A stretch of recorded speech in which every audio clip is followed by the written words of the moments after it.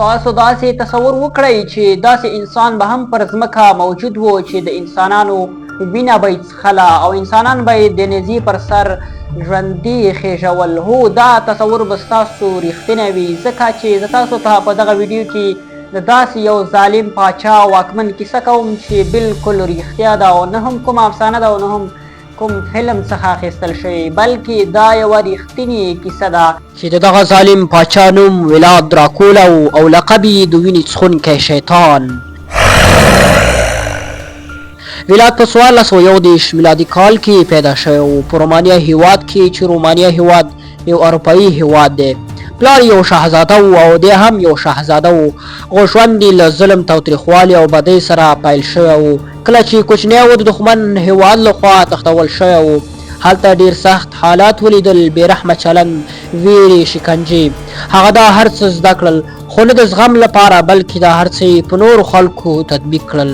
کله چې نوموړی شخص ولاد شاهزاده شو نو خلکو دا هیله درلوده چې هغه به ډیر ښه انسان وي، خو ولاد وویل زه پاچا نه یم، زه یوه ویره یم.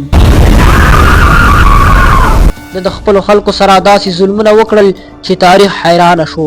هغه به خپل خلک د نیزو پر سر خېژول. یو اوږده لرګینه نیزه به یې اخیستله، د انسان له شا مقعد یا خېټې له لارې به یې تېره کړه او همداسې به یې ژوندی پرېښی او تر هغې چې مړ شي. دا یا 2 کسان، 10 نه، 20 نه، بلکې په زرګونه خلک یې د دغسې وحشت ښکار وګرځول چې دغه ظالم پاچا یو ډیر وحشت خپور کړ. تقریبا 20,000 کسان یې د نیزو پر سر ژوندي خېژولي وو. د به چې هر انسان د نیزې پر سر ژوندی وخېژوه تر هغې پورې به یې پرېښود تر څو په خپله ساه ورکړي. کله به چې دغه انسان خپل ژوند له لاسه ورکړ نو د یو داسې مشخص ځای ټاکلی و چې هر انسان به مړ شو نو په دغه ځای کې به یې د نیزې سره ښخول. د نیزې یوه برخه به یې د ځمکې پر سر ښخه کړه او انسان به یې پکې همداسې ځوړند پرېښود چې دغه د مړو نفوس ډېر زیات شو، تقریبا 20,000 کسانو ته ورسېده چې دغه سیمه د مړو یو ځنګل وګرځېده او د نیزو یو ځنګل وګرځېده. نو انسانانو به جرأت نشو کولی چې په دغه سیمه باندې تېر شي، ځکه وحشت، ویره او بېرحمي موجوده وه. زیاتره کسان به چې کله په دغه سیمه باندې په ناخبره ډول تېرېدل نو د بېهوشۍ لامل به شو. د ډېر وحشت، د ډېرې ویرې له امله به ځینې انسانانو خپل ژوند له لاسه ورکوه کله چې به په دغه سیمه باندې تېرېدل.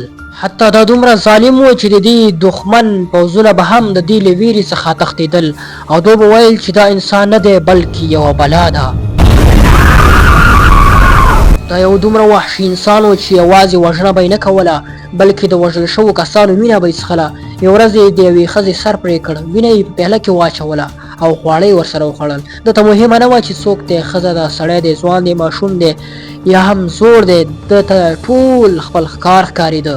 دا یو دومره وحشي انسان و چې خلک به یې هسې وژل، د یو چا د مرګ څخه به یې خوند اخیسته.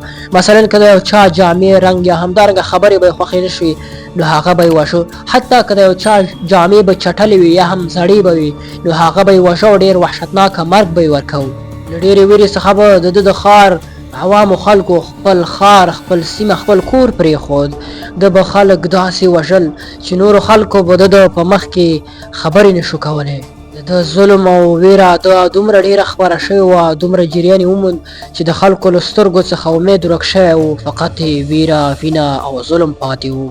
ظلم که هر څومره اوږد شي خو حتما پای لري. د ظلم او ویرې او وحشت له امله د خپل خلک عوام ډېر په تنګ راغله او د دښمنانو سره یې لاس یو ځای کړ او په پای کې دغه وحشي ظالم واکمن ولاد دراکولا یې ووژه او له منځه یې یوړ. خو د دغه ولاد نوم تر اوسه هم ژوندی دی، نه د عزت لپاره بلکې د عبرت لپاره. چې کلونه وروسته یو لیکوال د ده پر نامه یو ناول جوړ کړ چې د دغه یاد ناول نوم دراکولا و چې همدغه د وحشي انسان د نوم څخه اخیستل شوی و. چې د دغه ناول عنوان یوه بلا ده چې د انسانانو وینه څښي. همدا ولاد و چې دغه کیسې رښتینی انسان و. نن سبا فلمونه، کتابونه، کارتون له د نوم څخه جوړ دي، خو خلک داسې فکر کوي چې دا یو افسانه ده بلکې دا د یو رښتیني انسان ظلمونه دي. که تاسې غواړئ د دغه ډول رښتیني انسانانو د وحشتونو په اړه ځان خبر کړئ او د دغه ډول رښتیني کیسو په اړه ځان خبر کړئ نو زموږ یوټیوب چینل درسره سبسکرایب کړئ او د فیسبوک په اړه درسره فالو کړئ.